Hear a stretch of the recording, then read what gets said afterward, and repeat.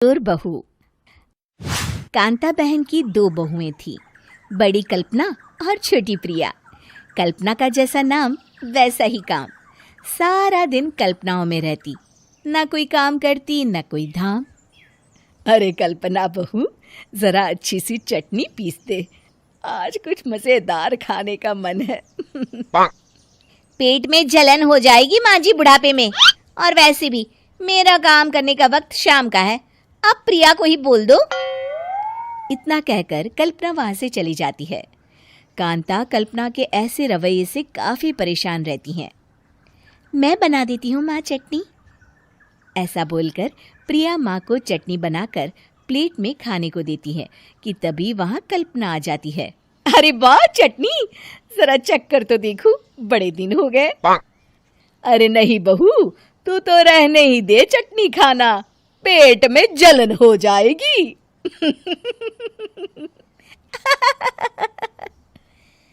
इतना कहकर कांता और प्रिया दोनों हंसने लगते हैं।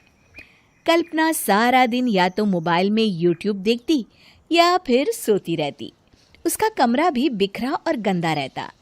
एक दिन कल्पना का पति अशोक उससे कहता है, अरे कल्पना, जानवर भी उस जगह को साफ कर लेता है जहां वो बैठता है, तुम तो इंसान हो, कैसे इतने गंदे कमरे में रह लेती हो? देखो सारा सामान यहाँ वहां बिखरा पड़ा है। ज्यादा अपनी माँ का बोल ना बोलो। हाँ, कमरा तुम्हारा भी तो है, गंदा लग रहा है तो साफ कर लो। पता नहीं तुम्हारे साथ मैं कैसे जिंदगी बिताऊंगा। इतना कहकर अशोक वहां से चला जाता है। कल्पना बस खाना खाने कमरे से बाहर आती और फिर से कमरे में चली जाती। इससे कांता बहन काफी परेशान रहती। एक दिन प्रिया कांता से कहती है, माँ, मैं सारा दिन काम करके थक जाती हूँ, आप कल्पना दीदी से कहिए ना कि सुबह और शाम का काम बांट ले। मैं तो अब सिर्फ एक वक्त का ही काम करूँगी। हाँ। अरे तू वो भी ना करना, एक बहू तो काम चोर थी ही, दूसरी भी आ गई काम ना करने के बहाने लेकर। तभी वहां प्रिया का पति रमेश आ जाता है। माँ, मैं देख रहा हूँ भाभी कोई काम नहीं करती, प्रिया सारा दिन घर और रसोई का काम करती है, अब कुछ करो ना माँ। कांता मन में कुछ सोचती है और कल्पना के पास जाती है। कल्पना फोन पर मेकअप करना देख रही होती है। कल्पना, तुम सारा दिन बस मोबाइल देखती हो, घर का कोई काम भी कर लिया करो। प्रिया सारा दिन काम करके थक जाती है। आज से मैंने फैसला किया है, एक वक्त का काम तुम करोगी, सुबह का खाना तुम बनाओगी और रात का प्रिया। आप लोगों ने काम को हव्वा बना रखा है। अरे पता नहीं थोड़ा सा ज्यादा काम करने में आप लोग घबरा क्यों जाते हैं। और हाँ, बहुत ज्यादा प्रिया की तारीफ मत करिए मेरे सामने, बड़ी बहू तो मैं ही रहूंगी। मैं कुछ नहीं जानती, कल सुबह मुझे वक्त से खाना चाहिए, रसोई में आ जाना, वरना कल से तुझे खाना नहीं मिलेगा। अगली सुबह कल्पना रसोई में नहीं आती है। वो देर से सोकर उठती है और बाहर आकर कहती है, अरे भूख लगी है, आज खाने में क्या है? इतनी देर हो गई, आज किसी ने मुझे उठाया भी नहीं, पता नहीं कहाँ है सब। कल्पना को घर में कोई नहीं दिखता। वो रसोई की तरफ जाती है जहाँ बड़ा सा ताला लगा होता है। अरे रसोई में ताला? ओ, मैं तो भूल ही गई थी। माँ ने आज से सुबह का खाना मुझे बनाने को कहा था। हे भगवान, इतने लोगों का खाना बनाना क्या आसान है? तभी घर के सारे सदस्य बाहर से वापस आते हैं। वाह माँ जी, मजा आ गया छोले भटूरे खाकर। मेरे मुंह में तो अभी भी स्वाद आ रहा है। अरे कल्पना, तेरे भरोसे रहते तो हम तो भूखे ही रह जाते। कल्पना को बहुत गुस्सा आ जाता है। अब बहुत हो गया, आज से मैं अपनी रसोई अलग कर रही हूँ, मैं अपना खाना खुद बना लिया करूंगी। कल्पना अपनी रसोई अलग कर लेती है, पर आए दिन उसका देर से उठना और काम न करने की आदत से वो भूखी ही रह जाती थी। उसी के सामने घर के लोग अच्छे अच्छे पकवान खाते और कामचोर कल्पना को जैसे तैसे ही खाना बनाकर खाना पड़ता। पर एक दिन तो हद ही हो गई। माँ, दीदी आज सुबह से कमरे से बाहर नहीं निकली, हमें जाकर देखना चाहिए।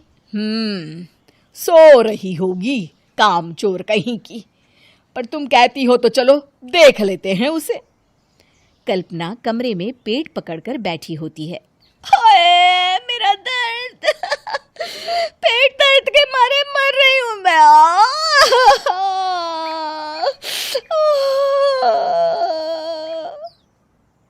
अरे दीदी, क्या हुआ? पेट में दर्द क्यों हो रहा है? डॉक्टर को दिखाया आपने? माँ। कल्पना खड़ी होती है और माँ जी के पास आती है। मुझे माफ कर दीजिए, अब से मैं सारे काम में मदद करूंगी, कभी आलस और काम चोरी नहीं करूंगी। हाँ, वो तो ठीक है, लेकिन अचानक क्या हो गया जो तू काम करने को तैयार हो गई? कामचोर कल्पना। माँ, लगातार बासी और उल्टा पुल्टा खाना खाने के कारण मेरे पेट में इन्फेक्शन हो गया है। काम न करना पड़े इसलिए मैं 2 दिन का खाना एक दिन ही बना लेती थी। बासी और खराब खाना खाने के कारण लेने के देने पड़ गए। पेट में दर्द हो रहा है। चलो अच्छा हुआ, देर आए दुरुस्त आए।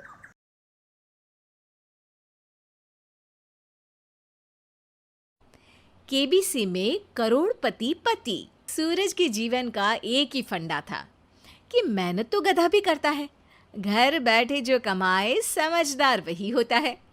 इसीलिए उसने कभी नौकरी ही नहीं ढूंढी। इस बात से हालांकि उसकी पत्नी शिखा बिल्कुल भी अग्री नहीं करती थी, पर फिर भी सूरज को समझाना बेकार था। टीवी में कैसे बनोगे करोड़पति का ऐड देखकर उसे लगा कि बस अब तो घर बैठे ही वो करोड़पति बन सकता है, और उसके पीछे उसने अपने सारे सोर्सेस एक्टिव कर दिए। 2 हफ्ते में उसके कलीग के साले के पड़ोसी के बेटे का सोर्स निकलता है जो कि उसे शो में पहुंचा सकता है, और सूरज उससे मिलने चला जाता है। अच्छा, तो हमें मुकेश जी बता रहे थे कि आप हमें शो में पहुंचा सकते हैं। हाँ, उसमें कोई तकलीफ नहीं है। मैं कल अगर कोशिश करूँ तो इसी महीने में आपका नंबर आ जाएगा। अरे ये तो बहुत बढ़िया हो गया। अच्छा, वो सिलेबस और क्वेश्चन पेपर का कोई जुगाड़ है क्या? उसका तो कोई जुगाड़ नहीं है। तो वो वाकई में कुछ भी पूछ सकते हैं?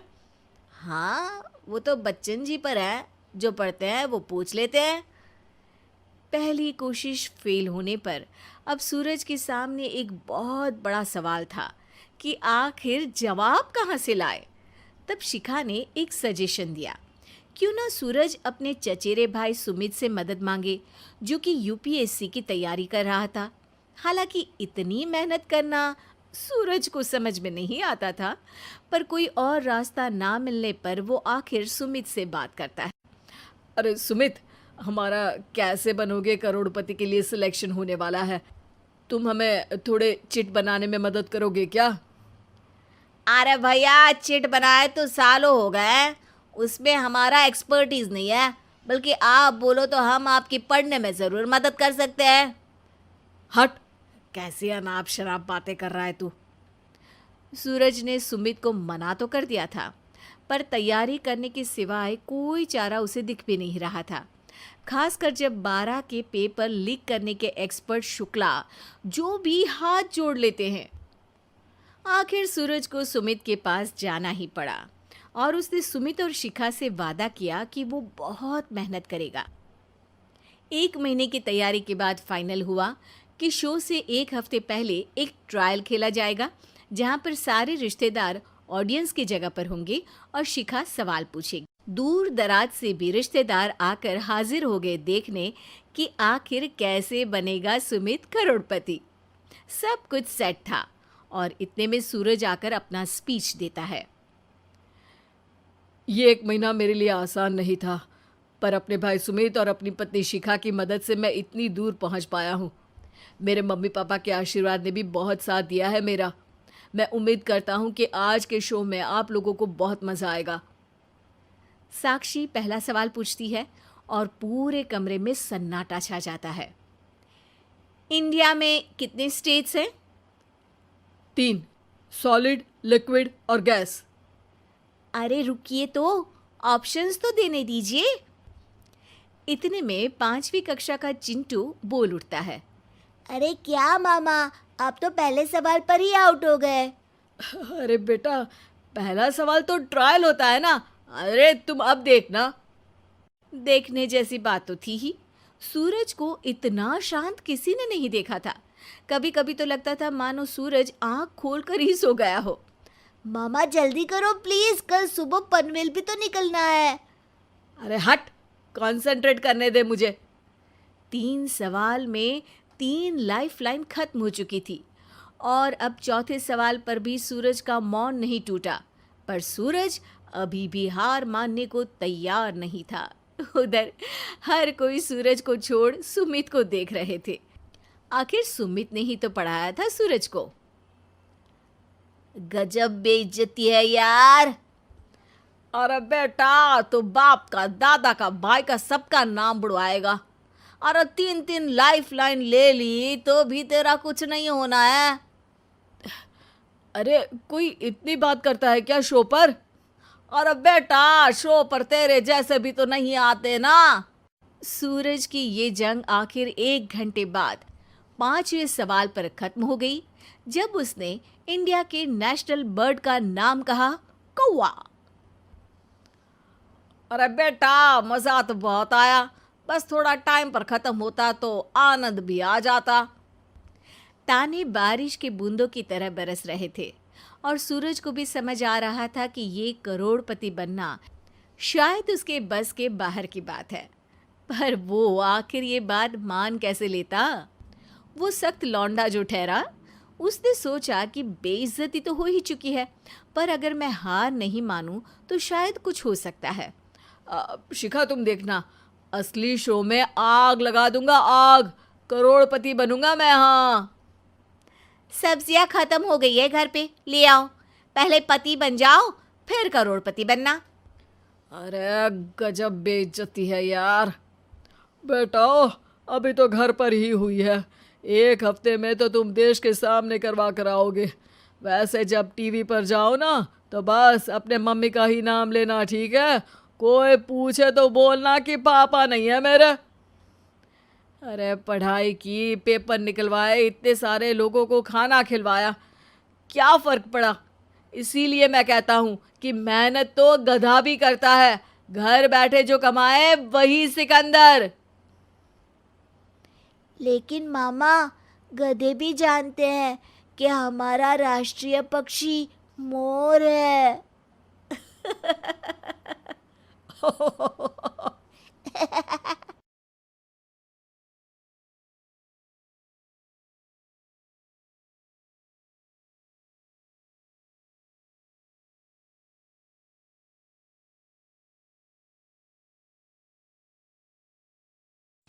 केला बेचने वाली चुड़ैल।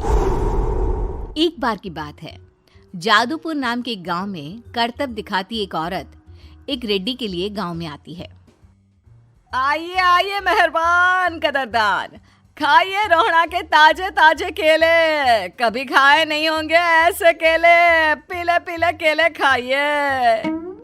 ये कहकर रोहड़ा हाथों में 4 केले लिए उन्हें सर्कल में जोर जोर से हवा में उछालती हुई करतब दिखाती है, जिसे देखकर आसपास के सारे बच्चे अपने अपने मम्मी पापा से उस औरत के पास जाने की जिद करने लग जाते हैं। पापा, ऐसा तो सर्कस में बॉल से होता है ना, ये आंटी तो केले से कर रही है, चलिए ना पापा देखते हैं। रोहड़ा एक पतली सी तार पर चलती हुई केलों से करतब दिखाती है। आते जाते सभी लोग बाहर रुककर उसके करतब देखते हैं और वाह वाही करते नहीं थकते।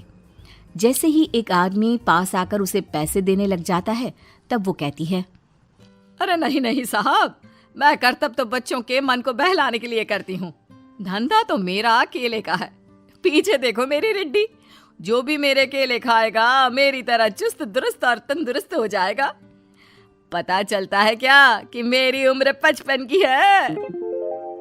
अरे पर ऐसे ठंड के मौसम में कोई केला क्यों खाएगा?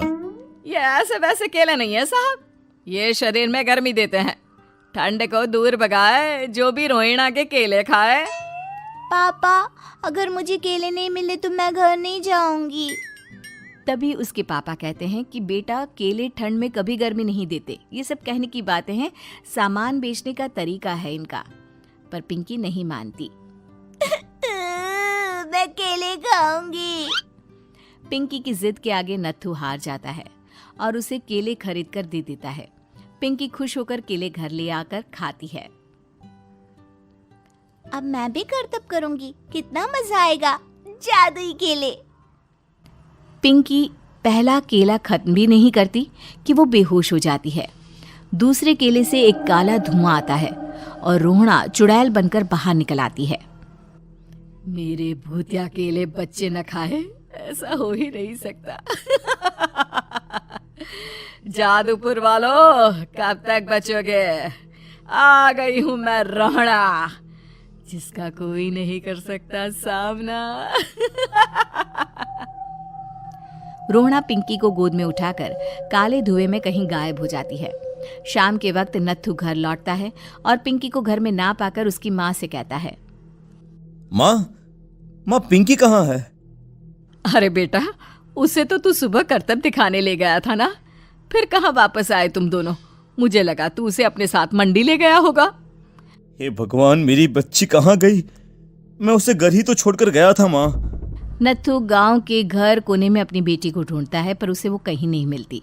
परेशान होकर आके रो रो कर नत्थू हिम्मत हार कर घर लौट आता है। अगली सुबह रोहना फिर से करतब दिखाने आती है और इस बार पिंकी की तरह रोनी केले खरीद लेता है। 50 रुपए दिए थे पापा ने, सारे पैसों के मैंने केले खरीद लिए हैं। अब मैं भी आंटी की तरह ही करतबबाज बन जाऊंगा। यही सोचते हुए रोनी केले खाता है और पहला अकेला केला आधा खत्म भी नहीं करता कि चुड़ैल उसके सामने आ जाती है। मेरे साथ चलने का समय आ गया है रोनी। ये तो बस शुरुआत है। अब इस गांव के सारे बच्चे धीरे धीरे मेरे कब्जे में होंगे, एक बच्चा भी नहीं बचेगा। ये कहकर रोनी को गोद में लेकर काले धुएं में अदृश्य हो जाती है। इसके बाद हर रोज गांव में से कोई ना कोई बच्चा गायब होता, पर ऐसा क्यों हो रहा है किसी को भी समझ में नहीं आ पा रहा था। रोज की तरह अपनी बेटी पिंकी की तलाश में नत्थू गांव के एक तालाब के पास बैठा रो रहा था। कहाँ गई मेरी पिंकी? शकुंतला के जाने के बाद एक वही तो मेरा सहारा थी। अरे उसकी आत्मा कोस रही होगी मुझे कि मैं अपनी बच्ची को संभाल भी नहीं पाया। नत्थू ये कहता हुआ रो ही रहा था कि तभी तालाब में से उसे शकुंतला की आवाज सुनाई देती है। कहाँ थी तुम शकुंतला? हमारी बच्ची और सारे गायब हुए बच्चे रोहना के कब्जे में हैं। वो बच्चों को जो केले देती है उससे बच्चे बेहोश हो जाते हैं और उसके कब्जे में आ जाते हैं और वो उन्हें ले जाकर काली दुनिया में ले जाती है। पर वो ऐसा क्यों कर रही है? ये मैं नहीं जानती, पर उस दुनिया का रास्ता मैं आपको बता सकती हूँ। जहाँ ये नदी खत्म होती है वहाँ एक केले का पेड़ है, उसके नीचे एक दरवाजा है, वहीं से रास्ता जाता है उस दुनिया का। ये कहकर शकुंतला की आत्मा गायब हो जाती है। गांव के सभी लोग झुंड बनाकर उसी रास्ते से काली दुनिया में चले जाते हैं और वहां देखते हैं कि सारे बच्चे वहां काम कर रहे थे। पापा, मुझे ले चलो यहाँ से। पापा, पापा। सभी बच्चे अपने मम्मी पापा से लिपट जाते हैं। तो तुम लोग यहाँ तक आ गए? क्यों हमारे बच्चों को पकड़ लिया तूने? तुझे शिकार ही बनाना है तो ले, हम सब आ गए हैं, हमें खा ले। नहीं, मुझे बच्चे चाहिए। मेरे बच्चे के बदले तुम लोगों के बच्चे। क्या मतलब? मैं इसी गांव में रहने वाली एक औरत थी। केले की चोरी के इल्जाम में मेरे बेटे को गांव वालों ने इतना मारा कि वो मर गया।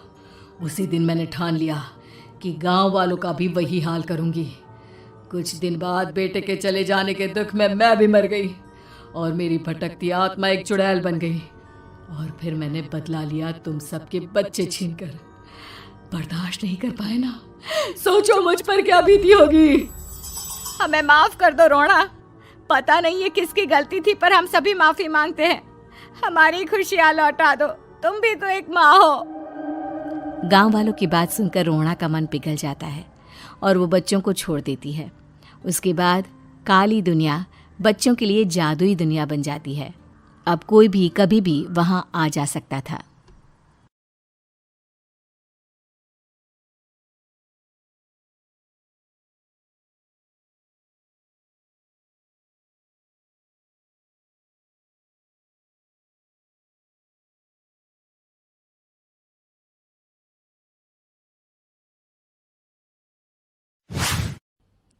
पिताजी जल्दी चलिए, वरना मैं आज स्कूल में देरी से पहुंचूंगा। मेरी टीचर बहुत गुस्सा करती है। हाँ हाँ बेटा, अभी चलते हैं, बस 2 मिनट रुको। तभी रमेश की पत्नी कमरे से बाहर आती है और रमेश से कहती हैं, सुनिए जी, आज शाम को आप ऑफिस से जरा जल्दी घर आ जाइएगा। याद है ना, आज आपको मुझे शॉपिंग कराने के लिए लेकर जाना है। अरे भाग्यवान, इस महीने हाथ जरा तंग है। मेरी मानो तो शॉपिंग का विचार कुछ दिनों के लिए अपने दिमाग से निकाल ही दो। मैं तुम्हें अगले महीने पक्का शॉपिंग कराने ले जाऊंगा। अभी मुझे चलना चाहिए, वरना राजू को स्कूल पहुंचने में देर हो जाएगी। देखिए जी, अब आपके ये बहाने पुराने हो चुके हैं। मैं कुछ नहीं जानती। आज शाम को मुझे शॉपिंग करने जाना है, मतलब जाना है। आगे आपकी मर्जी। अच्छा ठीक है भाग्यवान, अब तुम पूरा घर सर पर मत उठाओ, मैं कुछ करता हूँ। इतना कहकर रमेश अपने बेटे राजू को लेकर वहां से चला जाता है। घर से निकलने के लिए रमेश जैसे ही अपनी मोटरसाइकिल शुरू करता है, तभी उसकी माँ उसे आवाज देकर कहती है, अरे रमेश, आज शाम को मुझे कुछ पैसे दे देना। याद है ना, मैंने तुझसे कहा था कि मुझे मंदिर में चढ़ावा चढ़ाना है। अरे माँ, मेरी तनख्वाह आने में अभी 10 दिन बचे हैं। अभी मेरे पास बिल्कुल पैसे नहीं है। हाँ, मेरी तनख्वाह मिलते ही मैं तुम्हें पैसे दे दूंगा। रमेश की माँ चिढ़कर कहती हैं, अरे तेरा दिमाग तो खराब नहीं हो गया? मैंने तेरे भरोसे मंदिर के पुजारी जी से वादा कर दिया है और तू कह रहा है कि पैसे नहीं है। अब मैं पुजारी जी को क्या जवाब दूंगी? तुझे तो मेरी इज्जत की भी कुछ परवाह नहीं है। अच्छा ठीक है माँ, अब तुम गुस्सा मत करो, मैं शाम तक कुछ इंतजाम करता हूँ। इतना कहकर रमेश वहां से चला जाता है। फिर दोपहर को जब रमेश अपने दफ्तर में बैठा होता है, तब उसे अपनी पत्नी और माँ की बातें याद आती हैं। रमेश अपने दफ्तर के एक साथी मोहन से कुछ रुपए उधार मांगता है। अरे भाई मोहन, मेरा एक छोटा सा काम कर दो, मुझे कुछ रुपयों की सख्त जरूरत है। मुझे कुछ दिनों के लिए क्या तुम रुपए उधार दे सकते हो? अरे रमेश भाई, मैं तुम्हें पैसे उधार तो दे सकता हूँ, लेकिन मुझे वक्त पर पैसे लौटा देना। वैसे भी मेरा मानना है कि दोस्ती यारी में कभी पैसों का व्यवहार नहीं करना चाहिए। ये कहावत तो तुमने सुनी ही होगी कि उधार प्रेम की कैंची है। मैं नहीं चाहता कि पैसों को लेकर हमारा रिश्ता खराब हो। अरे मोहन, तुम बिल्कुल चिंता मत करो, मैं तुम्हारे पैसे वक्त पर लौटा दूंगा। फिर मोहन रमेश को पैसे दे देता है। शाम को घर आकर रमेश कुछ पैसे अपनी माँ को देता है और साथ ही अपनी पत्नी को भी शॉपिंग कराने बाजार लेकर जाता है। रमेश की पत्नी और उसकी माँ का स्वभाव जरूरत से ज्यादा खर्चीला होने के कारण दोनों हमेशा बेवजह पैसे खर्च करती हैं। फिर एक दिन, सुनिए जी, अगले हफ्ते हमने छुट्टियों में कहीं बाहर जाने का प्लान बनाया था। आपने पैसों का इंतजाम कर लिया ना? अरे अभी कहाँ, अभी तो मेरे पास बिल्कुल पैसे नहीं है। हम कभी और चले जाएंगे। देखिए जी, मैंने सभी सहेलियों से कह दिया है कि मैं बाहर घूमने जा रही हूँ। अगर मैं नहीं गई तो सब मुझ पर हंसेंगी। आप कहीं से भी पैसों का इंतजाम कीजिए जी। इतना कहकर रमेश की पत्नी वहां से चली जाती है।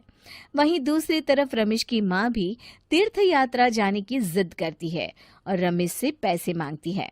फिर अगले दिन रमेश एक सेठ से पैसे उधार लेकर अपनी पत्नी और बेटे को घुमाने ले जाता है और अपनी माँ को भी तीर्थ यात्रा पर भेज देता है।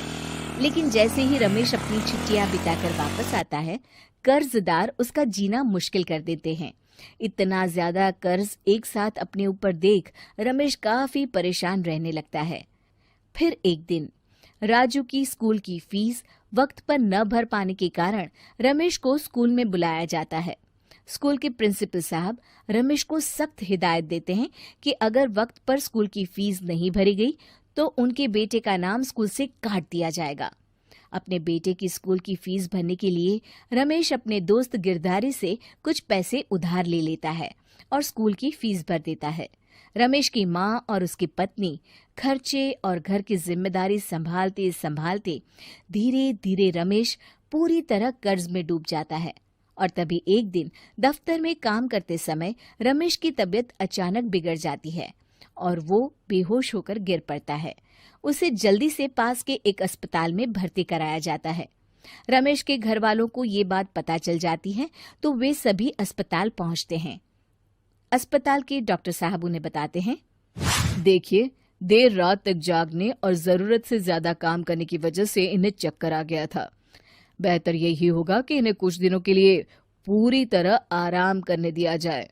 रमेश की हालत देखकर उसके बेटे राजू को बहुत गुस्सा आता है और वो अपनी दादी और माँ से कहता है, माँ, दादी, मैं इतना छोटा हूँ, फिर भी मैं इतना समझता हूँ कि पिताजी दिन रात दफ्तर में काम करके पैसे कमाते हैं। पिताजी अकेला पूरा घर संभालते हैं और आप दोनों अपने फिजूल के खर्चों के लिए उन पर दबाव डालते रहते हैं। आज पिताजी की हालत के जिम्मेदार तो आप दोनों हैं। राजू की समझदारी भरी बातें सुनकर रमेश की माँ और पत्नी को अपनी गलती का एहसास होता है और दोनों की आंखों में आंसू आ जाते हैं। फिर कुछ दिनों के बाद रमेश की तबीयत एकदम अच्छी हो जाती है और वो पहले की तरह अपने काम पर जाने लगता है।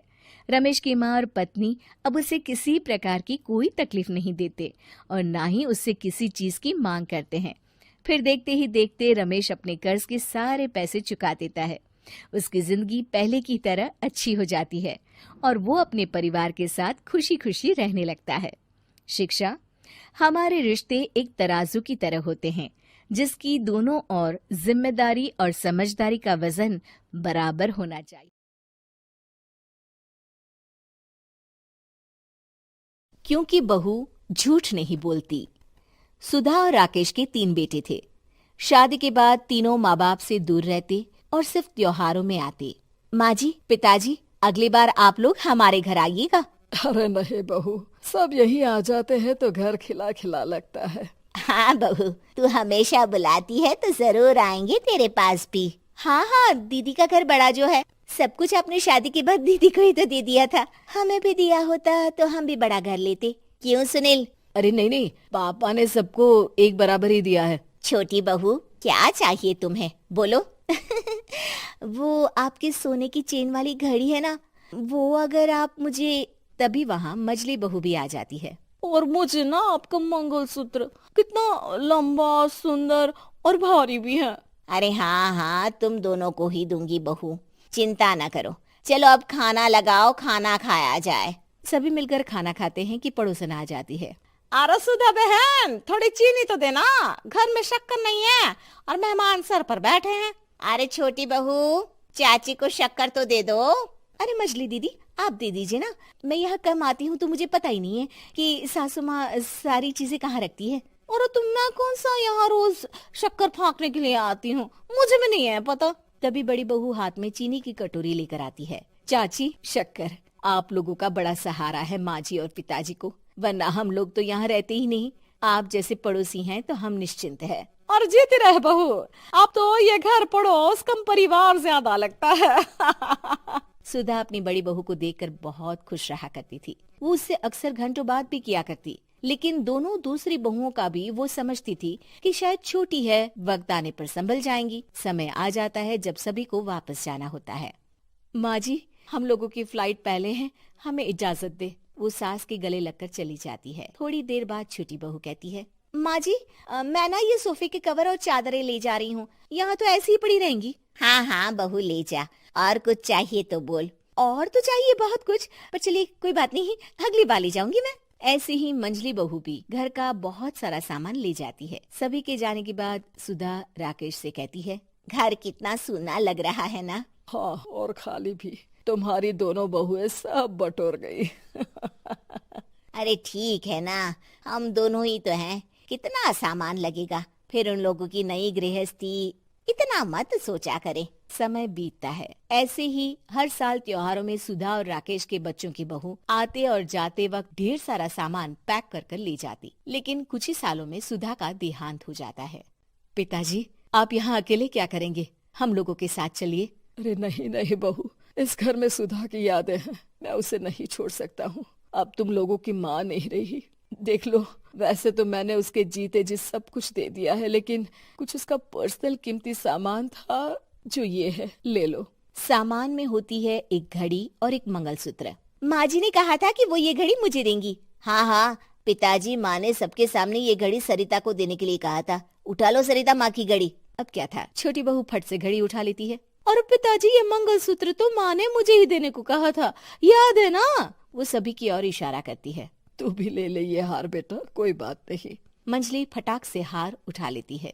ससुर बड़ी बहू की तरफ देखते हैं। तुझे क्या दूं बेटा? पिताजी, माँ ने एक चीज मेरे लिए भी रखी है। सभी के कान खड़े हो जाते हैं कि आखिर सास ने क्या रखा होगा बड़ी के लिए। अरे माँ जी तो दीदी से प्यार भी ज्यादा ही करती थी, हमेशा उनसे बात किया करती। जरूर कोई बड़ी और अपनी प्रिय चीज दी होगी दीदी को। और देख लेते हैं ना, वरना तो हम भी बराबर का बंटवारा करेंगे। हाँ हाँ कर लेना बंटवारा। लेकिन बड़ी बहू बताओ तो, सुधा ने क्या रखा है तुम्हारे लिए? अभी तो हम लोग यही हैं पापा जी, जब जाने लगेंगे तो बता दूंगी। बड़ी बहू के मुंह से ये बात सुनकर बाकी दो बहुएं सोचने लगती हैं कि आखिर क्या है जो दीदी को सासू माँ देकर गई हैं। दीदी ऐसा तो नहीं ना कि पूरे घर का आधा हिस्सा माँ बड़ी भाभी को देकर गई हो? तभी वहाँ ससुर आ जाते हैं। नहीं नहीं, ऐसा कुछ नहीं है। मकान तो तुम तीनों का बराबर से है। देखो, बड़ी बहू से तुम्हारी सास ज्यादा जुड़ी थी, न जाने क्यों घंटों बात किया करती थी। पता नहीं क्या देकर गई है उसे। और ससुर जी, आपको क्या पता, चालाकी से पूरे घर के पेपर में साइन करवा लिए हो, या फिर कोई छुपा गहना। आखिर मकान पूरा तो आपने सासू माँ के नाम ही कर रखा था ना। अब घर में ये सस्पेंस बन जाता है कि आखिर बड़ी बहू क्या लेकर जाएगी। फिर वो दिन भी आ जाता है जब बड़ी बहू के जाने का समय हो जाता है। बेटा, परसों तुम चली जाओगी, बताया नहीं माँ ने तुम्हें क्या दिया? घड़ी और हार जो बेशकीमती था और तुम्हारी सास को सबसे ज्यादा प्रिय था, उसका तो बंटवारा भी हो चुका है। अब तुम्हारी बारी। हाँ पिताजी, आज मैं ये बात बताने ही वाली थी। माँ ने मुझे उससे भी बेशकीमती चीज दी है, और वो है आप। आपसे अधिक प्रिय उन्हें कुछ नहीं था। माँ चाहती थी कि आप मेरे साथ रहें। चलिए पिताजी। बेटा, मेरे पास तो कोई पेंशन भी नहीं है और ना ही कोई प्रॉपर्टी। लेकिन आपके पास संस्कार है पिताजी, जो मेरे बच्चे आपसे लेंगे, तो आपको ले जाने पर स्वार्थ ही है मेरा। चलिए ना पापा। सभी के सामने पिताजी बड़ी बहू और बेटे के साथ उनके घर चले जाते हैं।